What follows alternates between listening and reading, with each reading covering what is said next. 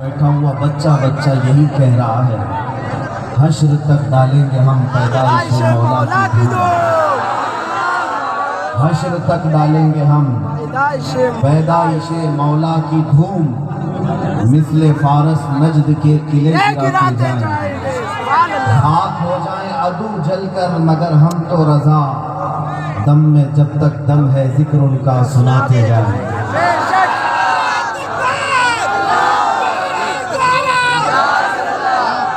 سب کو ابھی جسٹ ضرورت ہے ویڈیو چلاؤ، ویڈیو کال جلدی سے ایک کو بند کرو، ایک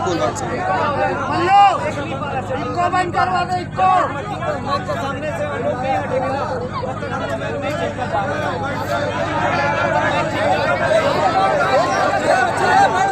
میں آپ تمامی حضرات کے سامنے یہ عرض کرنا چاہوں گا کہ یہ محفل رسول ہے، یہ نبی پاک صلی اللہ تعالیٰ علیہ وسلم کی مجلس میلاد ہے، جس مجلس کا فرشتے بھی ادب کرتے ہیں۔ امتیوں کو کمال درجے کا ادب رکھنا چاہیے۔ حضور پاک صلی اللہ تعالیٰ علیہ وسلم کی میلاد کا تذکرہ جس محفل میں ہوتا ہے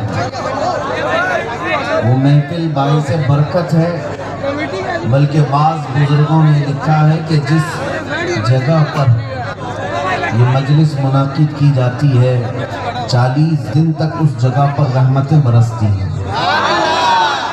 تو آپ ایک ادب والی مجلس میں آئے ہوئے ہیں، ذمہ داری کا ثبوت پیش کریں گے، اس لیے کہ یہ مجمع کسی نیتا کا نہیں ہے اور کسی سیاسی پارٹی کا نہیں ہے، اور نہ ہی یہاں پر لوگوں کو 100-200 روپے دے کر کے بھیڑ اکٹھا کرنے کے لیے بلایا گیا ہے، بلکہ یہ مجمع خالص میرے مصطفیٰ کے عاشقوں کا ہے۔ اور یہاں پر ہمارا نعرہ یہی ہوگا، کسی کی جے وجے کیوں پکارے کیا غرض ہم کو، کسی کی جے وجے کیوں پکارے کیا غرض ہم کو، ہمیں کافی ہے سید اپنا نعرہ یا رسول اللہ، ہمیں کافی ہے سید اپنا نعرہ یا رسول اللہ کہنے والوں کا ادب بھی آج دیکھنے کو ملتا ہے۔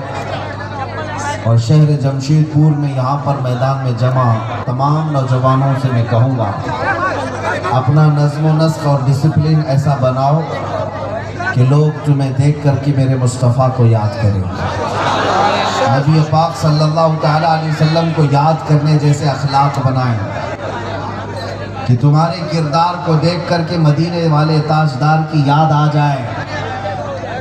صحابہ کرام رضوان اللہ تعالیٰ علیہ مجمعین نے یہی منظر پیش کیے ہیں اپنی زندگیوں میں، اس لیے میں زیادہ دیر تک آپ کو اکتاہٹ میں نہیں ڈالوں گا۔ یہ مجلس میلاد ہے، سب سے پہلے میں اسی سے شروعات بھی کرتا ہوں۔ اللہ کا کروڑ شکر و احسان ہے کہ حضور کی میلاد منانا یہ سنیوں کی قسمت میں آیا ہے، الحمدللہ۔ دوسرے پتہ نہیں کیسے کیسے چوروں کا برڈے مناتے ہیں اور دلیل پوچھتے بھی نہیں، کیسے کیسے ڈکیت اور ڈاکوؤں کا برڈے بھی ہوتا ہے لیکن اس پر کسی کو دلیل کی ضرورت نہیں پیش آتی۔ تمہیں چوروں کا برڈے مبارک، ہمیں مصطفیٰ کائنات کے آقا کا جنم دن مبارک۔ ہم اس کی ولادت کا ذکر کرتے ہیں جس کی ولادت کا ذکر خود خدائے قدیر و جبار بھی کرتا ہے۔ رب ذوالجلال خود قرآن عظیم میں نبی پاک کی آمد کے تذکرے فرما رہا۔ اعلیٰ حضرت امام اہل سنت فاضل بریلوی رضی اللہ تعالیٰ عنہ فرماتے ہیں، میلاد کی یہ محفلیں جس پر تم شکوک و شبہات پیش کرتے ہو، تمہیں پتہ ہے سب سے پہلی میلاد کی محفل اس وقت منعقد ہوئی جب ابھی کسی کو دنیا میں بھیجا ہی نہیں گیا تھا۔ عالم ارواح میں یوم میثاق جس کو کہا گیا ہے، رب ذوالجلال نے تمام نبیوں سے یہ عہد لیا تھا جس کا ذکر قرآن پاک کے 4 پارے میں موجود ہے۔ وَإِذْ أَخَذَ اللَّهُ مِيثَاقَ النَّبِيِّينَ لَمَا آتَيْتُكُم مِّن كِتَابٍ وَحِكْمَةٍ ثُمَّ جَاءَكُمْ رَسُولٌ مُصَدِّقٌ لِّمَا مَعَكُمْ لَتُؤْمِنُنَّ بِهِ وَلَتَنصُرُنَّهُ۔ یاد کرو جب اللہ تعالیٰ نے تمام نبیوں سے یہ وعدہ لیا کہ میرا ایک رسول آئے گا کتاب اور حکمت لے کر کے، تو تم سب کے سب اس پر ایمان لاؤ گے اور اس کی مدد کرو گے۔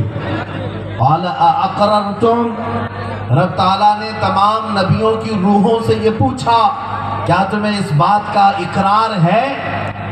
سب نبیوں نے کہا اے رب ذوالجلال ہم اقرار کرتے ہیں کہ اگر وہ رسول آ جائے تو ہم سب اس پر ایمان لائیں گے اور اس کے حمایتی بن کر کھڑے رہیں گے۔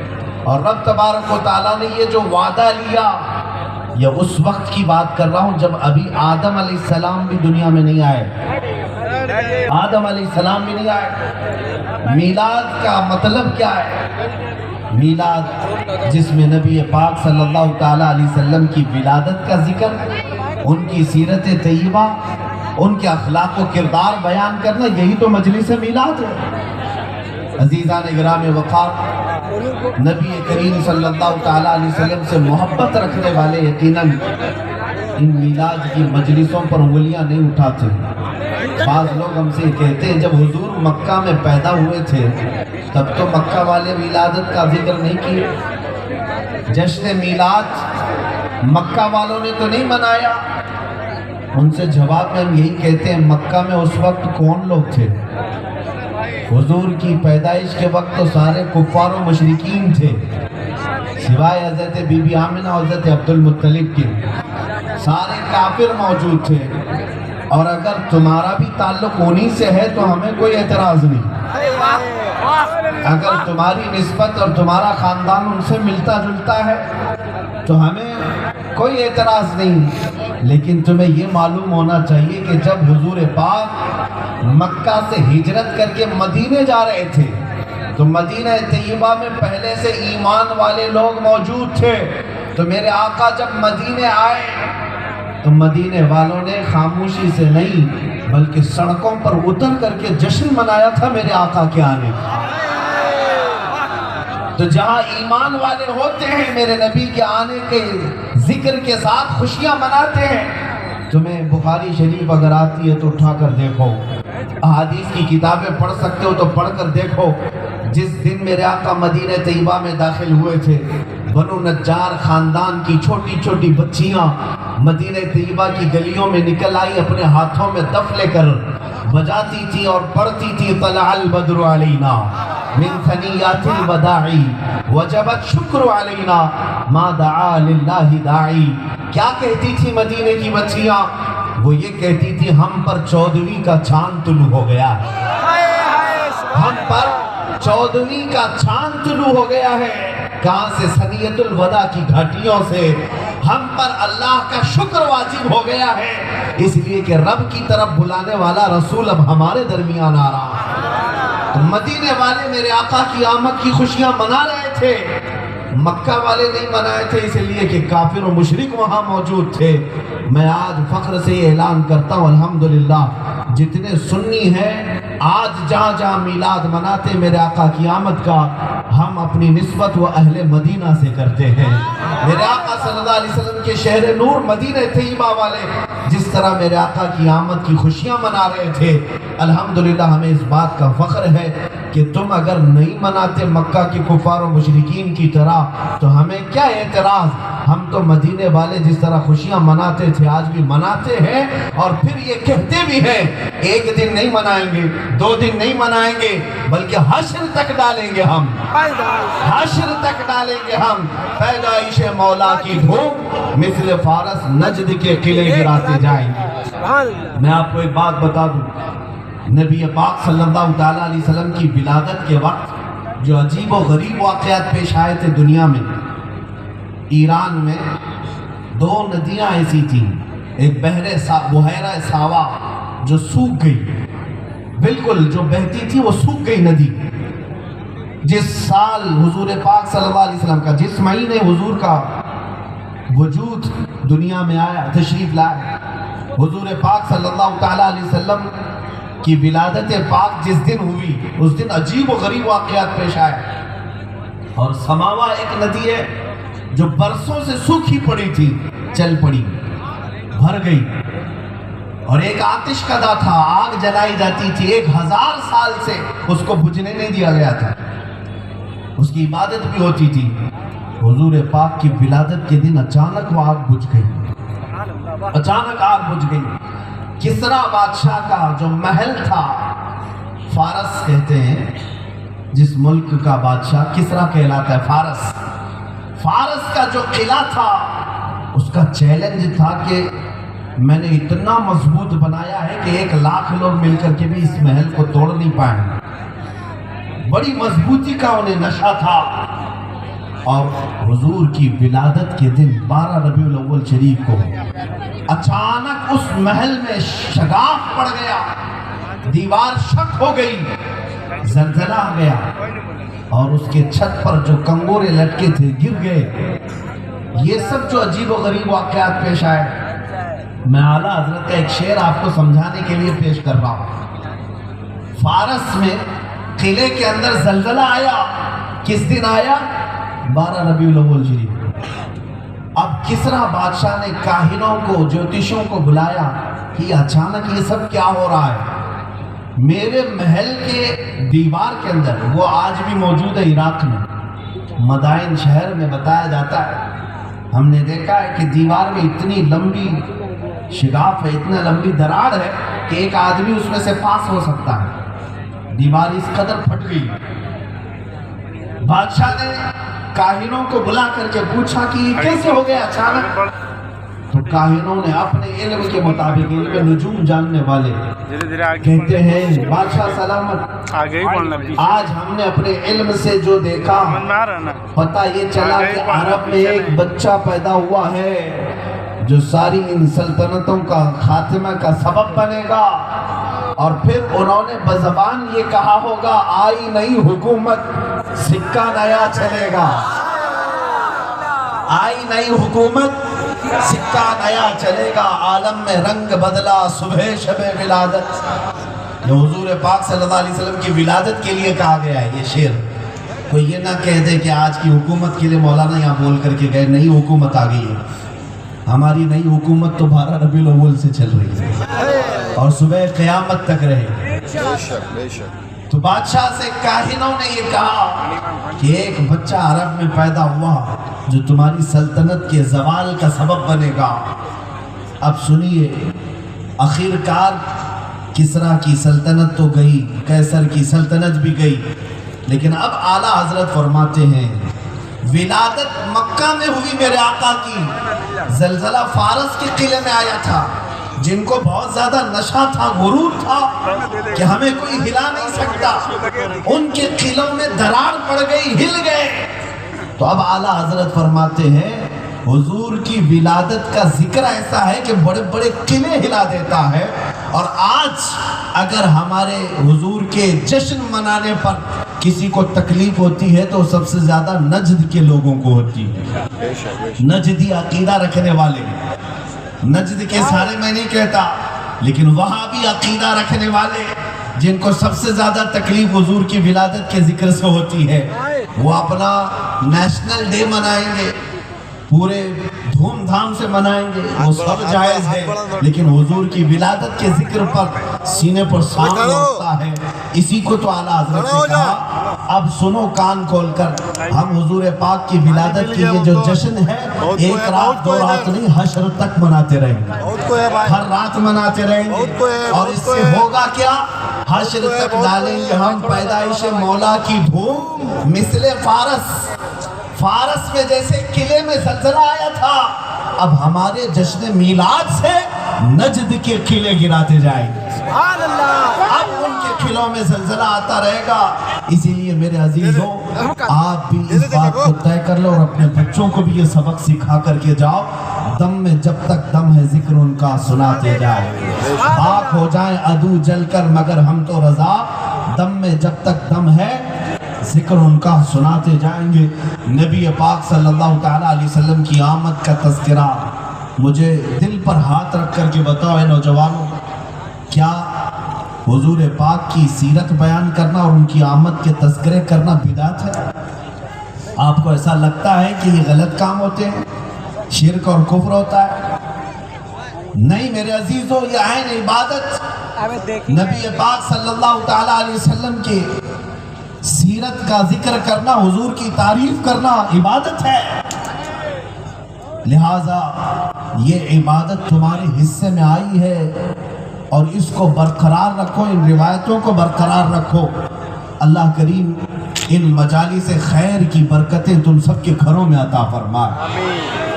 اور آئے میں آج آپ کو یہ بتاؤں کس رسول کا ہم تذکرہ کر رہے ہیں، کس نبی پاک کا ہم تذکرہ کر رہے ہیں؟ اس رسول کا جس کے جیسے اخلاق پوری دنیا میں کسی نے لایا ہی نہیں۔ اس رسول کا تذکرہ کر رہے ہیں جس کے چہرے جیسا رب نے کسی کو بنایا ہی نہیں۔ اس رسول پاک کا ذکر آج ہم کر رہے ہیں جس سے بڑا قائد اور رہنما دنیا میں کوئی آیا نہیں۔ وہ امام الانبیاء ہے، امام الرسل ہے، پوری کائنات کا آقا و مولا ہے۔ لہٰذا آپ اندازہ کرو کہ حضور پاک صلی اللہ علیہ وسلم کی سیرت کا ذکر، ان کے اخلاق کا ذکر کرنا یہ خوش نصیبوں کو ملتا ہے، خوش نصیبوں کو ملتا ہے۔ اور فرمایا بزرگوں نے، بعض لوگ یہ کہتے ہیں نا حضور پاک صلی اللہ تعالیٰ علیہ وسلم کا ذکر اتنا کرتے ہیں، یہ لوگ سنی لوگ، بریلوی لوگ اتنا کرتے ہیں، انہیں اندازہ نہیں ہم کیوں کرتے ہیں۔ ہماری تعریف کرنے سے حضور کی شان بڑھاتے نہیں ہم، ان کی شان ہم جیسے کون بڑھائے گا جس کی شان خود اللہ بڑھا چکا ہو، وَرَفَعْنَا لَكَ ذِكْرَكَ کہہ چکا ہو رب تعالیٰ۔ بلکہ حقیقت یہ ہے جتنا نبی پاک کی شان تم بیان کرتے رہو گے اللہ تمہاری شان بڑھاتا جائے گا، تمہاری شان بلند ہوتی ہے۔ آج یہ لوگ جو آج ہمیں دیکھنے کے لیے کھڑے ہیں، کس لیے؟ کس لیے؟ کسی پارٹی کا نیتا ہے؟ یہاں پر جو محبتیں ہمیں ملتی ہیں یہ صرف میرے مصطفیٰ کے قدموں کی برکت ہے، یہ نبی پاک صلی اللہ علیہ وسلم کی عظمت شان بیان کرنے کا صدقہ ہے۔ جتنا نبی پاک صلی اللہ تعالیٰ علیہ وسلم کی محبت اور ان کی شان بیان کرتے رہو گے ہر دل پر راج کرتے رہو گے، ہر دل پر راج کرتے رہو گے۔ اس لیے میرے عزیزو اگر اپنا مرتبہ بھی بلند چاہتے ہو تو حضور کا تذکرہ کرو۔ اعلیٰ حضرت فرماتے ہیں یا رسول اللہ صلی اللہ علیہ وسلم خلق کے حاکم ہو تم، رزق کے قاسم ہو تم، جو ملا تم سے ملا تم پہ کروڑوں درود۔ نبی پاک صلی اللہ تعالیٰ علیہ وسلم سے یہ خیرات بٹی ہوئی ہے۔ میں عرض کرتا ہوں اے نوجوانوں، آج اس بات کی ضرورت ہے کہ دنیا کو یہ بتاؤ۔ مجھے اچھی طرح سے معلوم ہے ہماری تقریریں صرف آپ حضرات نہیں سن رہے ہیں، بہت سارے وہ لوگ بھی سننے کے لیے کھڑے رہتے ہیں جن کو بہت کچھ ہماری تقریر سے مرچ مسالہ نکالنا بھی رہتا ہے۔ بہت سارے لوگ صرف اس لیے بھی سنتے ہیں کہ کیا بھڑکاتے ہیں، کیا پرووکنگ ہوتی ہے۔ حقیقت میں حضور پاک کی محبت اور عزت کا ذکر کرنا اگر کسی کو بھڑکانا لگتا ہے تو ہم روز بھڑکائیں۔ یہ میں اپنے نبی پاک صلی اللہ علیہ وسلم کی عظمت شان کی بات کر رہا ہوں۔ آج ضرورت ہے نبی پاک صلی اللہ تعالیٰ علیہ وسلم کے اخلاق و کردار کو اس قدر عام کر کے بیان کرو۔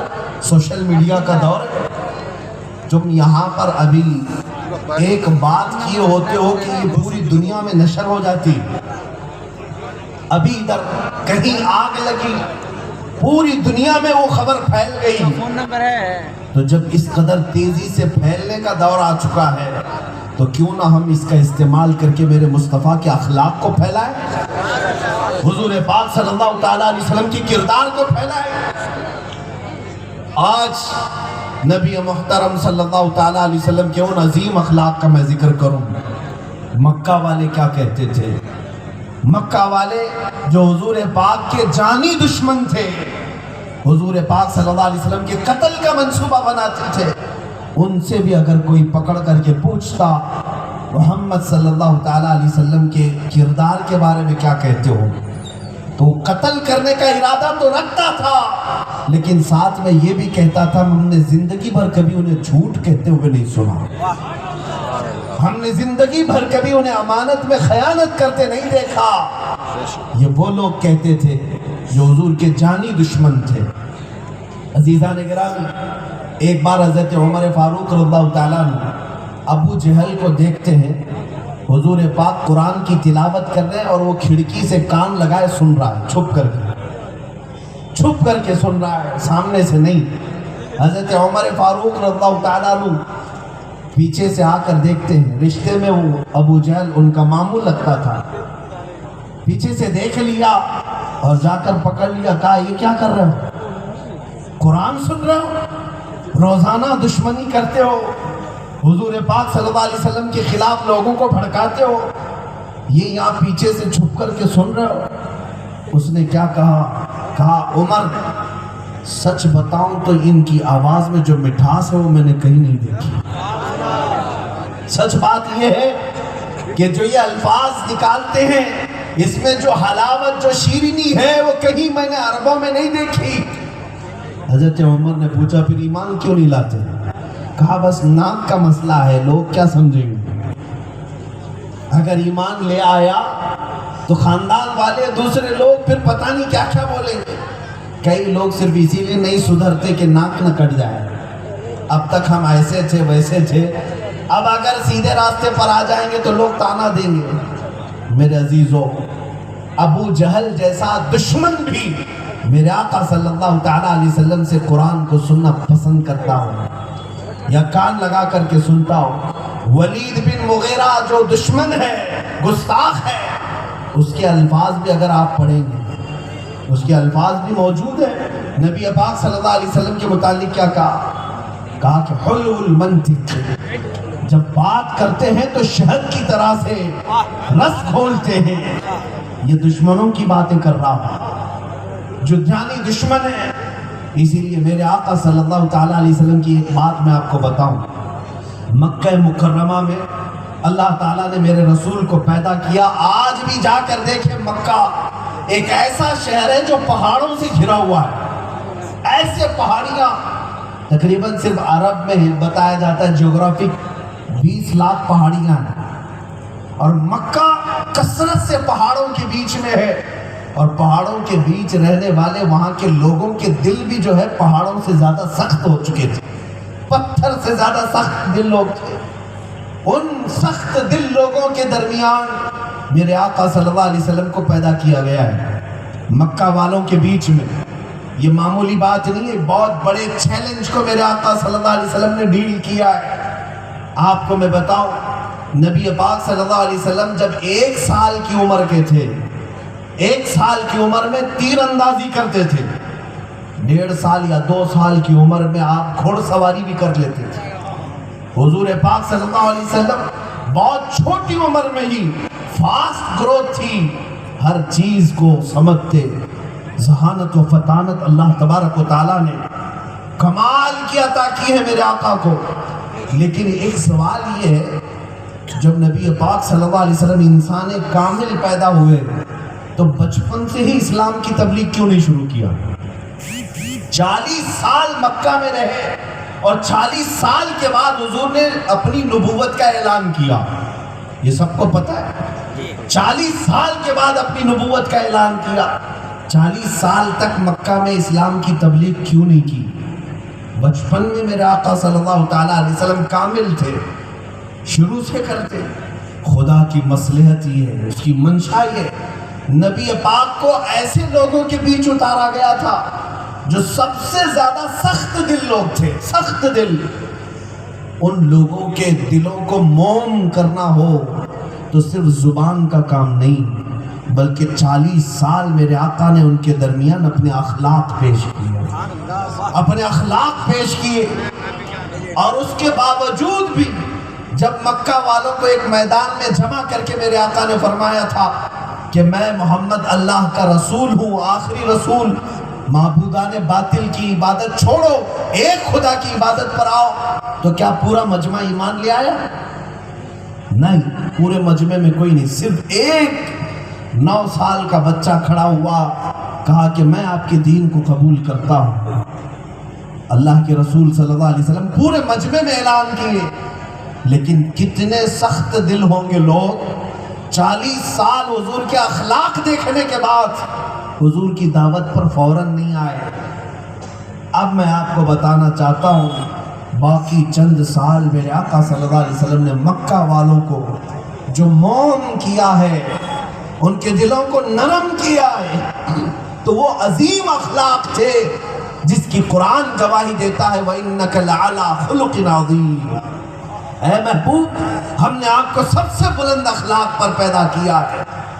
کبھی نبی پاک صلی اللہ تعالیٰ علیہ وسلم کی سیرت پڑھ کر کے دیکھنا، ماں خدیجۃ الکبریٰ خود فرماتی حضور کی عادت کریمہ تھی کہ بوڑھوں کا بوجھ اپنی پشت پر اٹھاتے تھے، کمزوروں کا سہارا بنتے، بیواؤں کے لیے مددگار رہتے، ہمیشہ یتیموں کو اپنے ساتھ رکھتے۔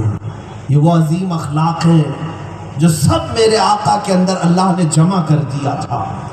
نبی کونین صلی اللہ تعالیٰ علیہ وسلم، ان کے اخلاق کے بارے میں، ان کے احساسات کے بارے میں ایک انگریز مورخ لکھتا ہے، ہماری جماعت کا آدمی نہیں، ایک انگریز انگلش کتاب میں لکھتا ہے کہ میں محمد صلی اللہ علیہ وسلم سے اتنا انسپائر ہو گیا، بہت زیادہ۔ کس بات پر؟ کہتا ہے کہ میں نے ان کا ایک واقعہ پڑھا کہ وہ مکہ میں یا مدینے میں بچوں کے ساتھ بیٹھے ہوئے تھے، بہت سارے بچے کھیل رہے تھے، ان بچوں میں سے ایک بچے کا باپ آیا اور اس نے اس کو بیٹا کہہ کر بلایا، بیٹا آ جا۔ تو رسول پاک صلی اللہ علیہ وسلم نے کھڑے ہو کر اس کو منع کیا، کہا کہ اس مجمع میں بیٹا کہہ کر مت پکار۔ اس نے کہا میرا بیٹا ہے، میں بیٹا نہ کہوں؟ حضور نے فرمایا یقیناً تو اپنے گھر میں کہہ، لیکن یہاں کھیلنے والے بچوں میں کچھ یتیم بچے بھی ہیں، اگر تو بیٹا کہہ کر اپنے بچے کو بلائے گا، ان کو اپنے باپ کی یاد آئے گی، مجھے اس بات کا درد ہوتا ہے۔ یہ احساس یتیموں کے لیے ایک انگریز لکھتا ہے کہ میں نے دنیا میں ایسی شخصیتیں نہیں دیکھی جو بچوں کی فیلنگ کو بھی محسوس کرتے ہو، ان کے درد اور ان کے احساسات کو بھی رکھتے ہو۔ اسی لیے میں کہتا ہوں نوجوانوں، آپ تمام کو یہ پتا ہے کہ نبی پاک صلی اللہ تعالیٰ علیہ وسلم کس قدر آپ سے محبت کرتے ہیں۔ ایک روایت میں ہے کہ اگر تمہارے تلوے میں کانٹا بھی چبھ جائے، حضور فرماتے ہیں اس کا درد مجھے بھی ہوتا ہے۔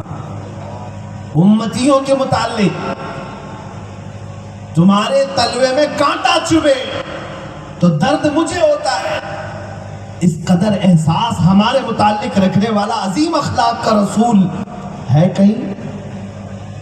آج امت کو یہ چاہیے تھا کہ سب چھوڑ دیتے، میرے آقا صلی اللہ علیہ وسلم کے قدموں کی طرف آتے۔ تمہاری ساری فلاح و بہبودی اللہ نے نبی پاک کے قدموں میں رکھا ہے۔ تم سکسیس، کامیابی پتہ نہیں کس کے دروازے پر ڈھونڈ رہے ہو، کہاں کہاں کے چکر لگا رہے ہو۔ ایک دروازہ چھوڑتے ہو تو پھر 1000 دروازوں کے چکر لگانے پڑتے ہیں۔ وہ صحابہ کو دیکھو، میرے آقا کو کیسا مضبوط تھامے ہوئے تھے، اور پھر حال یہ تھا کہ وہ غریب تھے صحابہ، لیکن نبی پاک کی محبت میں فدا تھے۔ پھر ان کا حال یہ تھا کہ گھوڑے کو اگر دریا میں بھی ڈالتے تو پانی پر بھی گھوڑا دوڑ جاتا تھا۔ نبی پاک کے غلاموں کا یہ یقین تھا کہ ہم نبی پاک کے غلام ہیں۔ ایک صحابی حضرت سفینہ کہتے ہیں کہ میں جنگل میں پھنس گیا، ایک شیر سامنے آ گیا، اور منہ پھاڑے ہوئے جب قریب آیا تو میں نے صرف اتنا کہا یا ابا الحارث انا مولا رسول اللہ، اے پھاڑ کھانے والے درندے سن، میں رسول اللہ کا غلام ہوں۔ روایت میں موجود ہے وہ درندہ شیر حضرت سفینہ کے تلوے چاٹنے لگے، سر جھکا کر کے قریب آیا۔ میرے عزیزو، یہ کہنے کے لیے بھی ہمت ہونی چاہیے کہ میں غلام رسول ہوں۔ یہ ہر ایک کے بس کی بات نہیں۔ اگر کہہ بھی دیا تم نے میں رسول اللہ کا غلام ہوں، تمہارا ضمیر بھی پوچھے گا، اوپر سے لے کر نیچے تک دیکھ لے کیا غلامی کے آثار ہیں بھی یا نہیں۔ صرف زبان سے کہہ لینے پر غلامی ثابت نہیں ہوتی. حضور سے محبت، حضور سے عشق کا اگر دعویٰ ہے تو تمہارے عمل بھی ثبوت کے طور پر چاہیے میرے عزیز.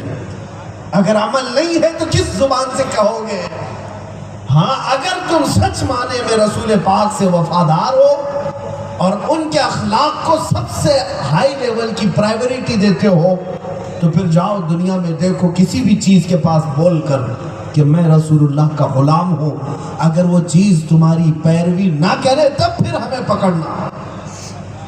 اگر وہ چیز تمہاری تابعداری نہ کرے تب پھر سوال کرنا، کیونکہ اللہ تبارک و تعالیٰ نے ساری چیزوں کو تمہارے لیے مسخر کیا ہے، لیکن شرط یہ رکھا ہے ان کنتم مؤمنین، اگر تم سچے ایمان والے ہو. اور ایمان والا کون ہوتا ہے؟ حضور نے فرمایا اس وقت تک تمہارا ایمان کمپلیٹ نہیں ہوتا جب تک ساری دنیا سے زیادہ محبت مجھ سے نہ کر لو. اس وقت تک ایمان مکمل نہیں ہوتا. اس لیے میرے عزیزو، نبی کونین صلی اللہ تعالیٰ علیہ وسلم کے غلاموں کو ہم نے تاریخ میں پڑھا ہے، وہ جن وادیوں میں گزرے فتح کے پرچم بلند کرتے چلے گئے. آج زمینیں ہم پر تنگ ہوتی جا رہی ہیں، سکڑتی جا رہی ہیں، حالات دن بدن بدتر کیوں ہوتے جا رہے ہیں؟ کروڑوں کی تعداد تمہاری ہے، بہت زیادہ تعداد ہے. تمہارے اندر آج جوش و جذبہ بھی ہے. نعرے جب لگاتے ہو تو ایسا لگتا ہے کہ پورا شہر ہل جائے. یہ سب کچھ تمہارے پاس موجود ہے.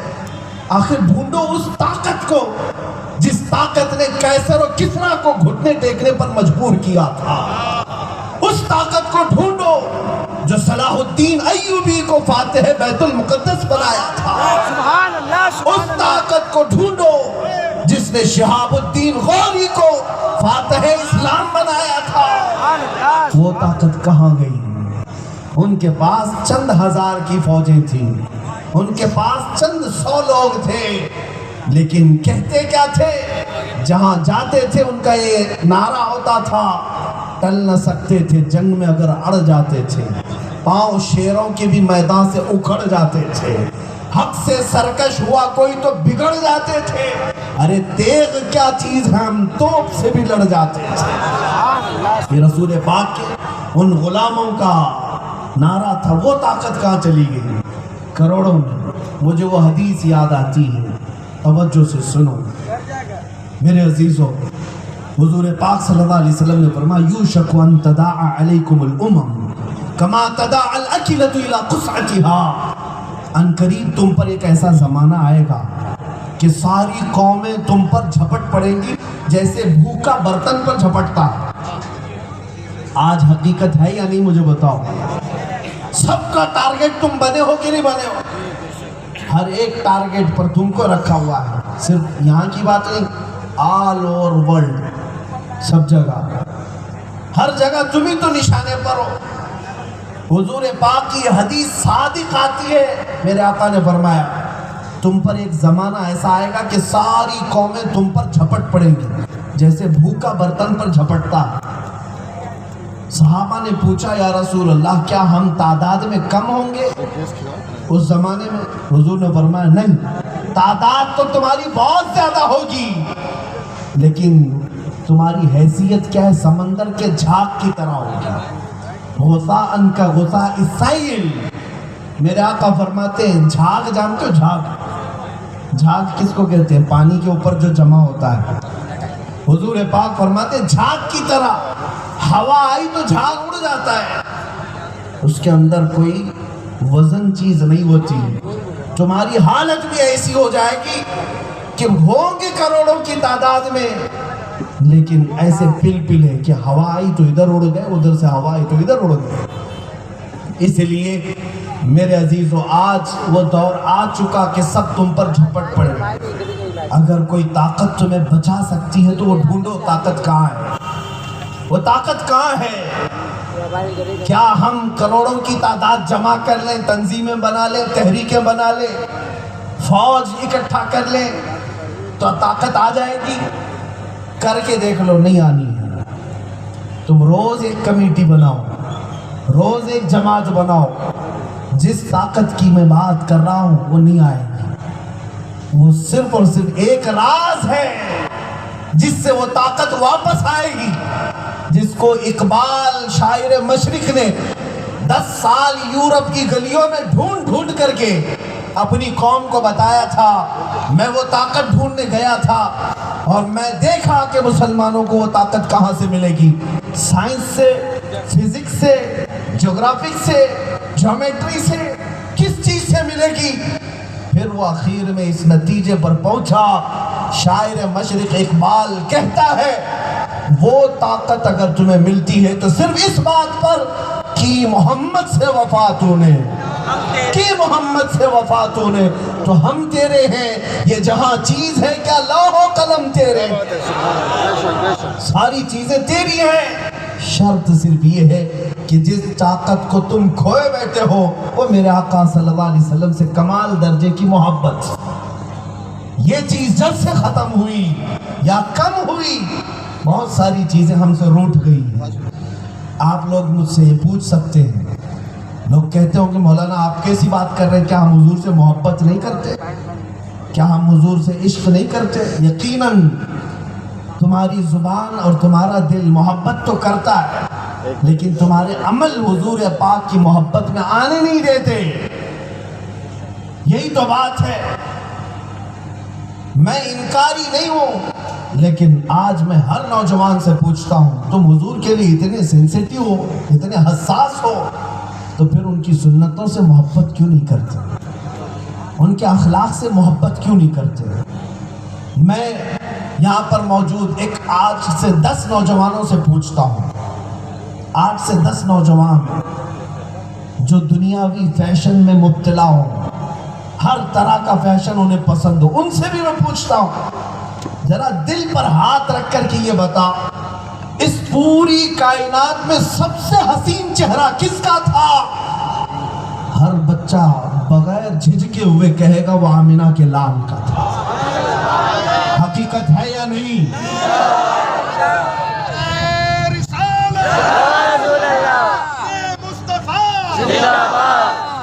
مجھے بتاؤ یہ حقیقی بات ہے یا نہیں؟ نبی پاک صلی اللہ تعالیٰ علیہ وسلم سب سے زیادہ حسین، تو پھر میں پوچھتا ہوں جو سب سے زیادہ حسین ہے اس کے فین بننا بہتر ہے یا یہ جہنمی اور مجرا کرنے والوں کے فین بننا بہتر ہے جو تمہیں روز بروز ننگا کرنا چاہتے ہیں، ان کے پیچھے چلتے ہو؟ جو مصطفیٰ کریم صلی اللہ تعالیٰ علیہ وسلم جنت کی طرف بلا رہے ہیں اور تم خود کہتے ہو وہ سب سے زیادہ حسین تھے، تو پھر ان کا چہرہ تمہیں کیوں نہیں پسند آتا؟ حضور پاک صلی اللہ تعالیٰ علیہ وسلم کا چہرہ کائنات کا سب سے حسین چہرہ ہے، تو اس حسن کے اتباع، اس حسن کی پیروی کیوں نہیں کرتے یار؟ کیا یہ صرف مولوی لوگوں کے لیے کہ داڑھی رکھنا چاہیے؟ کیا یہ صرف مولوی لوگوں کے لیے؟ اگر تمہارا بھی عقیدہ ہے کہ نبی پاک کا چہرہ سب سے حسین تھا تو اپنے چہرے پر ہاتھ پھیر کر دیکھو کہ میں کیوں حضور کی پیروی نہیں کرتا، میں کیوں نہیں کرتا؟ بعض بزرگوں نے یہ بھی لکھا ہے کہ قبر میں تو تمہیں جانا ہے، قبر میں جس دن جاؤ گے وہاں پر حضور سے سامنا کرنا ہوگا، کیونکہ فرشتے حضور کو دکھا کر پوچھیں گے ان کے بارے میں کیا کہتا تھا۔ تیسرا سوال قبر کا یہی ہے۔ اس وقت کے بارے میں بزرگوں نے یہ لکھا ہے کہ نبی پاک صلی اللہ تعالیٰ علیہ وسلم چہرہ پھیر لیں گے اور فرمائیں گے خبردار میری طرف مت دیکھنا، اس لیے کہ دنیا میں تجھے کسی اور کا چہرہ پسند تھا، تو کسی اور کے چہرے کو فالو کرتا تھا، آج مجھے کیوں دیکھ رہا ہے؟ مجھے بتائے نوجوانوں، اگر میرے مصطفیٰ کریم صلی اللہ علیہ وسلم قبر کی اس رات میں اپنا چہرہ پھیر لیں تو کس کو بلاؤ گے، کس کو پکارو گے قبر میں؟ بالی ووڈ والوں کو، ہالی ووڈ والوں کو پکارو گے کہ آ جاؤ میری مدد کرو؟ تمہیں پتہ ہے وہاں تمہاری نہ ماں آ سکتی ہے نہ تمہارا باپ آ سکتا ہے۔ اس قبر کی تنہا رات میں کوئی مدد کر سکتا ہے تو مکین گنبد خضرا ہے، نبی رحمت صلی اللہ تعالیٰ علیہ وسلم ہے۔ اسی لیے اعلیٰ حضرت کی سنو، اعلیٰ حضرت نے 100 سال پہلے ہمیں جھجوڑ کر کہا تھا آج لے ان کی پناہ، آج مدد مانگ ان سے، کل نہ مانیں گے قیامت میں اگر مان گیا۔ کل نہ مانیں گے، قیامت میں اگر مان گیا۔ ابو اس لیے اے عزیزو، نبی کونین صلی اللہ تعالیٰ علیہ وسلم کے اخلاق و کردار کے لیے کون آج تیار ہوتا ہے؟ یہی ہماری محفل کی کامیابی ہے۔ اگر مجمع میں بیٹھا ہوا کوئی بھی نوجوان دل سے یہ طے کر لے زندگی ویسی بھی بچی کتنی ہے، یوں ہی گزر جانی ہے، چاہے تم سب اپنے جسم کو بدل کر کے 5 سٹار طریقے سے جینے کی کوشش کرو، تب بھی زندگی گزرے گی، اور فقیر پر بھی زندگی گزرے گی۔ ایک دن اس زندگی کا خاتمہ ہونا ہی ہے، تو کیوں نہ میں میرے مصطفیٰ کے پیچھے چل کر زندگی گزار لوں، اس لیے کہ ملی ایک ہی بار ہے۔ یہ لائف جس کو بھی ملی ہے ایک ہی بار ملی ہے، دوسری بار تمہیں دنیا میں نہیں آنا ہے، دوسری بار تم نہیں پیدا ہوں گے، تمہارے 7 جنم کا عقیدہ نہیں ہے، ایک بار پیدا ہوئے ہو ایک بار مرو گے۔ اسی لیے میں کہتا ہوں یہ ایک بار ملی ہوئی زندگی ارے گہرے نتھو کھیرے کے پیچھے گزارنے سے بہتر تو یہ ہے اس کائنات کے آقا و مولا کے پیچھے گزار دے، جو یہاں پر بھی ہمارا مددگار، قبر میں بھی ہمارا مددگار، اور حشر میں بھی ہمارا مددگار۔ یا رسول اللہ، زندہ باد زندہ باد۔ ہاں میرے عزیزوں، میں تمہیں بتاؤں کیا صحابہ کرام رضوان اللہ تعالیٰ علیہم اجمعین حضور پاک صلی اللہ تعالیٰ علیہ وسلم کی وفا کے لیے کیا انہوں نے مظالم نہیں ڈھائے، مظالم نہیں برداشت کیے؟ آج ہمارے بچے اگر یہ سمجھتے ہیں آپ کی بات پر اگر میں چل پڑا تو لوگ پتہ نہیں مجھے کیا کیا بولیں گے، ملا جی بولیں گے، تانے ماریں گے، اس سے زیادہ کیا ہوگا میرے عزیزوں؟ کیا تم دنیا والوں کے لیے جیتے ہو؟ ان کے تانوں کے لیے جیتے ہو؟ یہ گالی دینے والے تم کپڑا پہنو گے تب بھی بولیں گے، ننگے رہو گے تب بھی بولیں گے، ان کو کبھی تم خاموش نہیں کر سکتے۔ تم کو جینا ہو تو اپنے رب ذوالجلال کی رضا پر جینا، کیونکہ سزا اور جزا کا مالک اللہ ہے۔ اگر تم نے ان کی خاطر اپنے آپ کو بدل لیا تو بہت بڑے خسارے میں جاؤ گے۔ صحابہ کو دیکھو، ایک صحابی حضرت صہیب مکہ میں تھے، میں تمہیں بتاتا ہوں، کڑیل جوان اور بہت بڑے مالدار، اتنی عظیم خوشبو لگاتے تھے کہ جس طرف گزرتے تھے پوری گلی مہکتی تھی، لیکن جب نبی پاک صلی اللہ علیہ وسلم پر ایمان لائے ان کے گھر والے ان کے دشمن بنے، ان کے باپ جائیداد سے ان کو قرض کیا، جائیداد نہ دینے کا عزم کیا، حضرت صہیب نے اس کو بھی تسلیم کر لیا، یہاں تک کہ صہیب جب مکہ چھوڑ کر ہجرت کر کے مدینے جا رہے تھے، ماں پکار کر کہتی ہے تیرے جسم پر جو کپڑے ہیں وہ ہماری کمائی کے ہیں، وہ کپڑے اتار کر کے دے دے اگر محمد کے پاس جانا ہے۔ حضرت صہیب وہ پہنے ہوئے کپڑے بھی اتار دیتے ہیں اور ٹاٹ کی گونی کا لباس اوڑھ کر اس پہ کانٹے چبو کر کے مدینے کی طرف جا رہے ہیں۔ دنیا چھوٹتی ہے تو چھوٹے، مگر مصطفیٰ کریم کی محبت ہم سے نہ جانے پائے۔ صہیب نکلے تھے، باپ نے راستے میں گنڈے کھڑے کر دیے مارنے کے لیے اپنے بیٹے کو ہی، کہ اتنا مارو کہ وہ زخمی ہو کر واپس آ جائے۔ پہلوان گنڈے بیچ راستے میں حضرت صہیب کو اتنا مارتے ہیں کہ ان کی ناک پھٹ گئی اور خون جاری ہوا، ان کے جسم کو چھلنی چھلنی کیا، تھک گئے، تب کہا کہ اتنے زخمی ہو گئے آپ کیا کرو گے؟ حضرت صہیب کہتے ہیں مدینے جاؤں گا۔ اب کیا کرو گے؟ کہا مدینے جاؤں گا۔ اکلوتے بیٹے ہو، ماں باپ کی طرف چلے جاؤ، جائیداد تمہارا انتظار کر رہی ہے، مال دولت سب کچھ تمہارے پاس ہے۔ صہیب نے کہا وہ سب تمہیں مبارک، مجھے میرے مصطفیٰ کی چادر مبارک۔ میرے عزیزوں، زخموں سے چور مدینہ طیبہ چل کر کے آئے، 450 کلومیٹر کا سفر ہے، چل کر کے آئے۔ صحابہ کہتے ہیں جب حضرت صہیب مدینے میں انٹر ہو رہے، مدینہ طیبہ میں آ رہے تھے، میرے آقا صلی اللہ تعالیٰ علیہ وسلم مسجد نبوی سے باہر آ کر جیسے کسی قبیلے یا کسی خاندان کا یا کسی وفد کا جیسے انتظار کیا جاتا ہے، हुजूर इंतजार कर रहे थे। सहाबा ने पूछा, या रसूल अल्लाह किसका इंतजार हो रहा है? मेरे आका ने फरमाया, मेरा एक गुलाम जख्मों से चूर मक्का से आ रहा है। नबी पाक उसका इस्तेमाल कर रहे हैं। जब हजरत सुहैब आए, नबी पाक सल्लल्लाहु अलैहि वसल्लम के अपने जिस्म पर जो चादर थी वो उठा करके हजरत सुहैब को पहना दिया, और हजरत सुहैब कहते हैं, मैं सारे जख्म भूल गया, सारे दर्द खत्म हो गए, और उस चादर को लेकर के इतना फख्र करते थे। ऐ लोगों, मुझे देखो, दुनिया में अगर कोई सबसे ज्यादा मोहब्बत करने वाली शख्सियत है तो वो माँ होती है जो अपने बेटे से मोहब्बत करती है, मगर मैं वो बंदा हूँ जिससे मेरी माँ ने मेरे कपड़े छीन लिए, मेरे कपड़े उतरवा दिए। जब माँ तक छोड़ दे तब अगर कोई चादर पहनाता है तो मकीने गुंबद खतरा, वो ताजदार मदीना की जात है।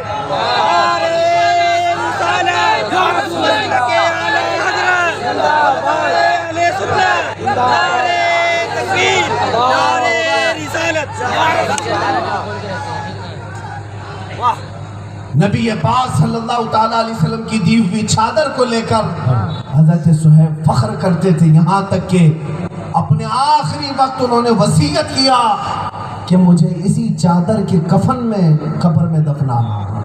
मेरे अजीजों, ये मैं इसलिए अर्ज कर रहा हूँ कि अगर दुनिया के ताने देखते रह जाओगे तो कोई दौलत तुम्हारे हाथ नहीं आएगी। अगर तुम नबी पाक सल्लल्लाहु ताला अलैहि वसल्लम की मोहब्बत में आते हो, बहुत कुछ देखना पड़ेगा। अगर कोई ये समझता है कि हुजूर की मोहब्बत की बातें करें और हलवे पराठे खाते रहे, ऐसा नहीं, आजमाए जाओगे, आजमाए जाओगे कि खरे हो कि खोटे हो। नबी पाक सल्लल्लाहु अलैहि वसल्लम की मोहब्बत में बंदा आजमाया जाता है, और जितनी आजमाइश होती है उतना पक्का होकर निकलता है। फिर वो वक्त आता है, तुम्हें पता है कि यहाँ पर हिंदुस्तान के शहर में एक आलिम दीन थे, मौलाना किफायत अली काफी रहमतुल्लाह अलैह, मोहब्बत रसूल से सरशार, जिनकी